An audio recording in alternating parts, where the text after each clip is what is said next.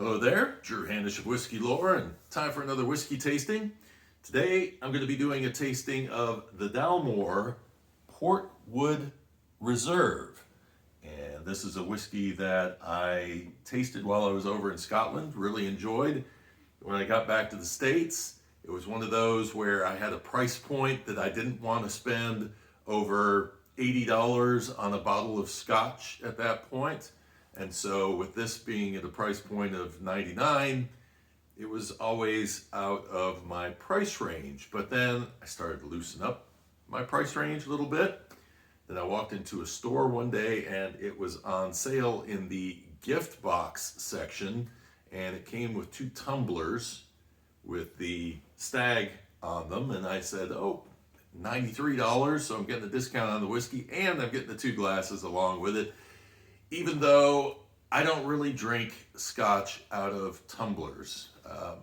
Do you? Because for me, unless I'm at a bar, and if I'm at a bar, actually, if I notice they put their hand on a tumbler, I will ask them, do you have any Glencairns or Capitas? Because I'm thinking the man behind this whiskey, Richard Patterson, is using a Capita. He's not using a tumbler, and the mouth is so wide on a tumbler that how much of that vapor is escaping and coming at your nose in a much more diluted fashion. When I get a really good Scotch whiskey, I want to nose it, and this is one of those whiskeys that I think is excellent for nosing. So we'll do a tasting review on this. I wanted to point out that this whiskey, as far as I am aware, does have E150 colorant, and it does go through a chill filtering process. And that is something that happens with more mass-produced whiskeys from large distilling companies. And hopefully that's something that's going to start to go away as more and more distilleries start to figure out that as long as they proof these things high enough, they're not going to get that haziness to a whiskey. They're not going to get that Scotch mist. This whiskey, because I have done a review on Dalmore 12 before, and you can go back, and it was a comparison video, and I'll put a link below so you can go check it out, because I go into the whole history of where the stag comes from and the relationship to King Alexander III, and it's a great story, and it all revolves around the Mackenzie family, who also were the owners of Dunan, which is one of my favorite castles in Scotland, where they filmed Highlander and the rest. So a really interesting connection there. My disappointment with the Dalmore 12 has been the proof point. Well, 2 things. Proof point, and it's a little bit disappointing to me in terms of flavor. I sort of say it's like the American cask that they're using. The ex-bourbon casks they're sort of imparting bourbon characteristics on the whiskey, and the whiskey in general is kind of flat to me. It just doesn't have a lot of life. That could be part of the low proof at being 40% alcohol by volume, but it can also be just, the way that it's being aged and the distillate itself. Maybe it needs a sherry cask. Maybe it needs a tawny port cask like this one. This one actually uses tawny port casks from Portugal. And it's amazing to me, because I have, of course, sampled this versus the Dalmore 12, how much more personality this whiskey has.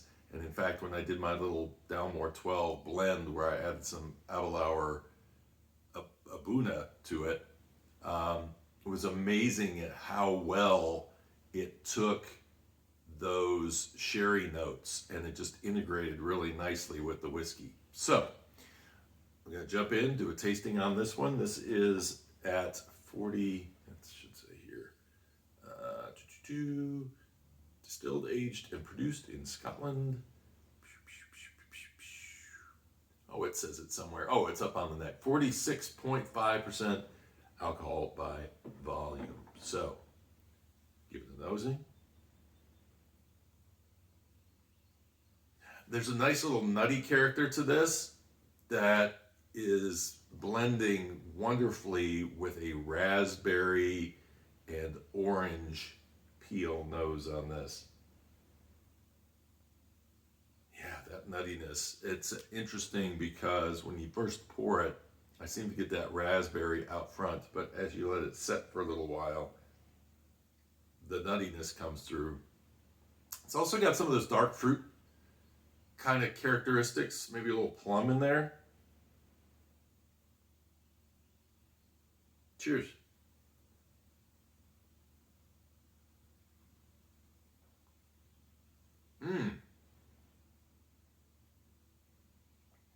The fig and plum come right out. And then the raspberry kind of dances in there, and you get a ginger note, ginger warmth. More so the first time you sip it. Second time you sip it, I'm getting some raisins, raspberry, very fruity whiskey, very fruity. So that tawny port is definitely doing its job on this particular whiskey. There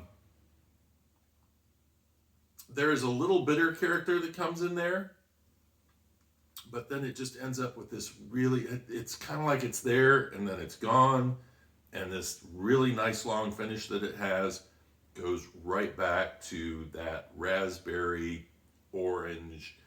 It's really a nice whiskey in terms of how it starts in the middle.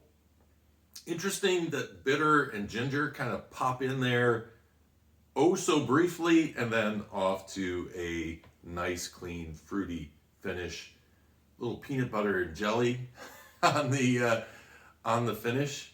Really, honestly, I am getting kind of that kind of a sensation out of it. So something to pair with.